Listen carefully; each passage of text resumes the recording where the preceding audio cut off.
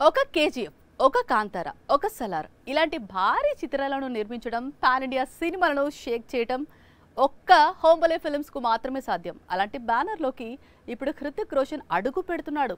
అయితే Greek God entry ఎవరి కోసం?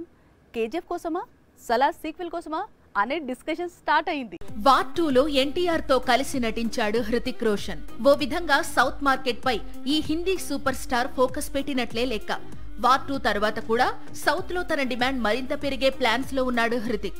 ఓ విధంగా గ్రీక్ గాడ్ గా పాపులర్ అయిన హృతిక్ కు పాన్ ఇండియా వైడ్ గా ఫ్యాన్స్ ఉన్నారు. కాకపోతే కెరీర్ లో ఎప్పుడూ సౌత్ కోసం లేదా సౌత్ ను దృష్టిలో పెట్టుకుని సినిమాలు చేయలేదు. కానీ ఇప్పుడు చేస్తున్నాడు. హోంబలే ఫిల్మ్స్ గురించి స్పెషల్ గా ఇంట్రొడక్షన్ అవసరం లేదు.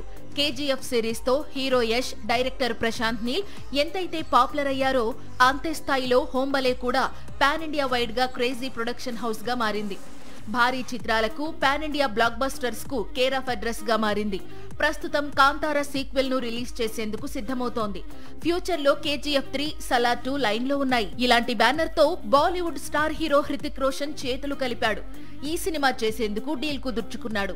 అయితే హోంబలే మూవీస్ లో హృతిక్ హీరోగా నటించే చిత్రానికి దర్శకుడు ఎవరు అనేది ఇప్పుడు హాట్ టాపిక్ గా మారింది. అంతేకాదు హృతిక్ రోషన్ ను కేజీఎఫ్ 3లో లేదా సలార్ సీక్వెల్ లో నటింపజేస్తారనే టాక్స్ కూడా వినిపిస్తున్నాయి. మరోవైపు లూసిఫర్ మూవీస్ డైరెక్టర్, మలయాళ స్టార్ హీరో పృథ్వీరాజ్ సుకుమారన్ హృతిక్ కోసమే స్టోరీ రెడీ చేశాడని, అతడే డైరెక్టర్ అని టాక్ మొదలైంది.